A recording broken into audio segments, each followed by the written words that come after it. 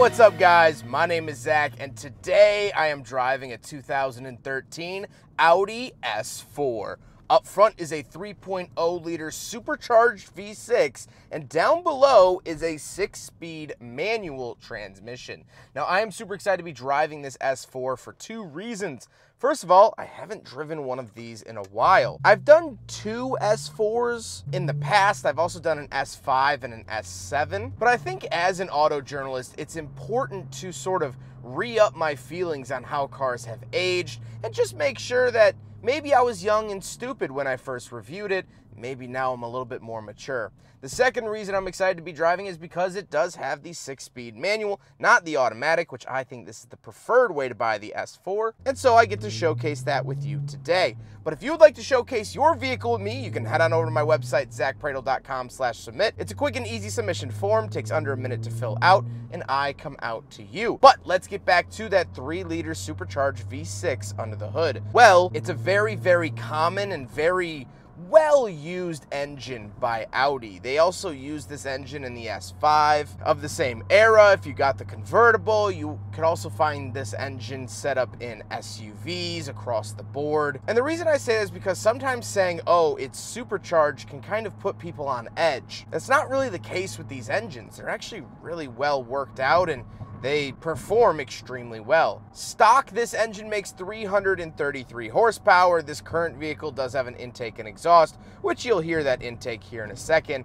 but I don't think that's really squeezing much more power out of it. It's a very, very pleasurable amount of power. Is it the fastest, craziest thing in the whole wide world? No, of course not. But for the price, which we'll talk about later on in the video, I think it's a really, really good deal for the amount of power and the driving experience that you get. Like I said, paired to it is a 6-speed manual. You can find these in automatic. This manual transmission feels really good. I have to say Audi makes one of the best feeling manual transmissions from the Germans. Germans, at least in my opinion of the vehicles I've driven, they don't do it great.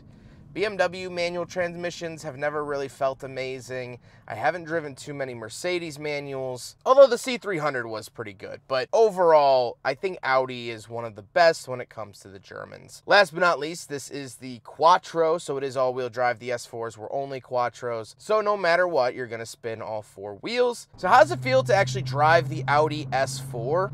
It's very tight. It's very, very well done. It has a luxury feeling to it. The steering is a decent weight. It makes a great noise. It has really good handling dynamics, but it's also very fun. It's not your grandpa's Lexus. This is actually an enthusiast vehicle, and we'll talk a lot about that towards the end of the video, but it is massively fun to drive. All right, let's just see.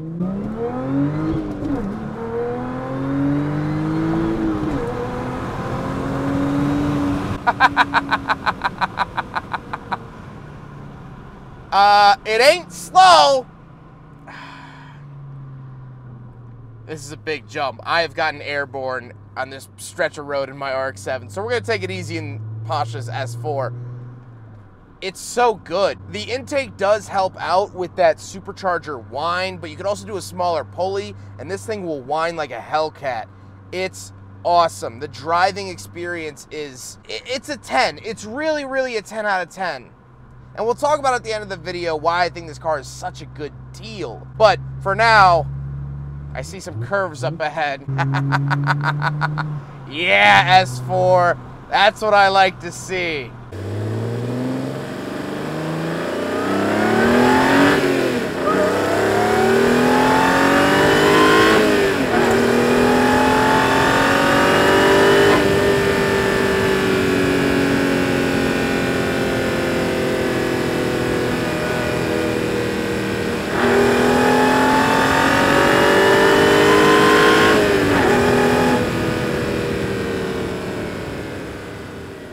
That's by the way, let's talk about the interior. Well, in front of me, I have 2 physical gauges and a screen.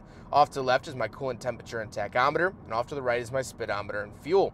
In the center, I do get a little information gauge. This is very, very early on when it comes to screens and gauge clusters, so I can't really fault it too much for feeling pretty outdated. On the steering wheel, on the left, I have my mode and selector dial, and off to the right, I have my information, volume, and voice commands. The overall steering wheel looks nice. It does say S4 down at the bottom, which is very, very nice to see. And off to the left, I do have a climate control vent and my headlight switches. And moving on to the door, I have my lock and unlock, memory seats, power mirrors that are also heated, and my window options. Moving into the center, I do get a little infotainment screen. Again, outdated, but this car is 10 years old, so I can't really knock it. I do like that you can change your drive modes in here, so we do have a couple different modes that we could choose from. Dynamic is going to help out that throttle, so if you do want to drive in a more sporty fashion, Dynamic is definitely the way to go. And then here's what the backup camera looks like. This is before the government mandated backup cameras, so the fact that it has it at all is a very nice feature,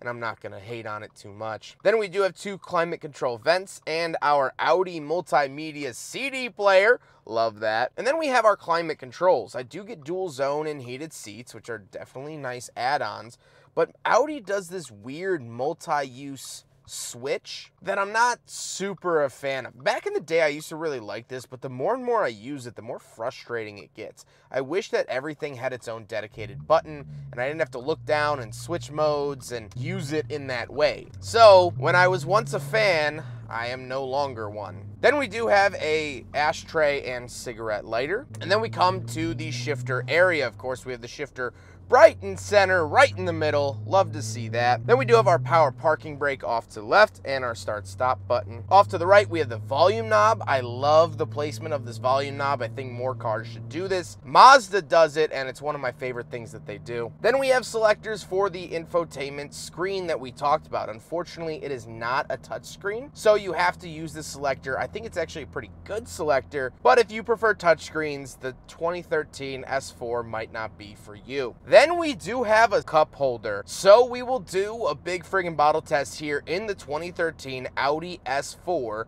And I am very pleasantly surprised to say it passes. I recently filmed an Audi all-road and that passed as well. So Audi in 2013, nice friggin' cup holders. Then we do have a little center console and the seats. The seats are red, they are sporty. They say S4 embossed in them, and I really, really love the feeling of them. However, speaking of seats, we do have back seats. So let's go do a back seat review. All right, so we're on the back of the Audi S4 from 2013, and not really much to note. I do get my own vents back here, which is very nice. A lot of sedans in this segment forget about that. Otherwise, I mean, I guess I have this center console I could fold down, some cup holders and stuff, but not really much going on. If you want back seats or want to prioritize back seats, there was the S6, which I would highly recommend. There is the S5 and S7, but those are going to be coupes, so those back seats are going to be worse in my opinion. So really the S6, or if you got the big cash, go up to the S8. That's going to be a lot better of a backseat experience. This is fine. It'll do the job. I'm just not over the moon with this. Let's hop out and take a quick look at the trunk and cargo space, and then we'll talk about the looks. All right, so we're on the back of the 2013 Audi S4. Now, there is a button to pop up, but you can also pop it here on the trunk, and it pops up like that. As you can see, it actually does have a pretty decent amount of space for the vehicle in this segment. You do get this nice little microfiber pocket. But other than that, you know, pretty standard for vehicles of this size. Now we gotta talk about the looks, and I think really, truly, this is a nearly timeless design from Audi. I mentioned this in my all-road review that I'll leave at the end of this one. For some reason, Audis still look the same to me, and that's okay because they look so good. This era of Audi will forever be stuck in my head, and I love that because it does look so good, especially in the white. I don't know why. S4s to me, they should be white. I don't know if anyone else is this way, but like every car I drive like has a color it should be. Mazda RX-7s should be red. I don't know, maybe that's just me, but that's how I feel. I feel like S4s should be white. However, with all of that being said, let's get on to my final thoughts. What do I think driving a manual Audi S4 here in 2023? Well, like I said, I've driven them before. I've actually driven a manual S4 a long time ago, and I loved it then, but today, I still love it. I mean, how can you not? Oh man, it sounds so good. Now, I normally don't talk about the price of cars like this because the market is ever changing. By the time I put this video out, it's probably changed. But my friend Pasha got this for low 20,000s, under 100,000 miles, and I think that's a great deal for the amount of car that you get for that used price. I think it's amazing. Now, if you're watching this video in 2048 and Kim Kardashian's president and TikTok runs our water system, it might not make sense to you and it'll probably cost different. But as of today, these are 20,000, upper teens if you want to go over that 100,000 mile threshold, mid 20s if you want a lower mile example, and that's a deal. This car, I think, is a modern classic. And looking back in 10, 15, 20 years when this car is available to get the antique license plates on it, I think people will say, yeah, that was pretty good. That was pretty special. And I don't know, to me, this makes more sense than buying a turbo BMW. I don't know, I trust that V6 more. And maybe that's a false trust. Maybe I shouldn't be trusting it as much as I do, but at the end of the day, I trust it. I mean, what can you do? I love the way these cars look. I think they've aged incredibly well. The power is delectable and delicious. I don't know what else I can really ask for from an automobile. If I had one of these, I would get in a lot of trouble a lot of times. So I guess today I'm glad that I don't own an S4 because I don't know if my bank account and my license can handle that. I hope you guys enjoyed the video. Huge thank you to Pasha for letting me take out his S4. I know we've been trying to organize this review for a while. Pasha is a very, very dear friend of mine. I reviewed his Miata cart way back in the day, if you guys remember that video. He's been a great friend of mine for 5, 6 years now, and I can't thank him enough.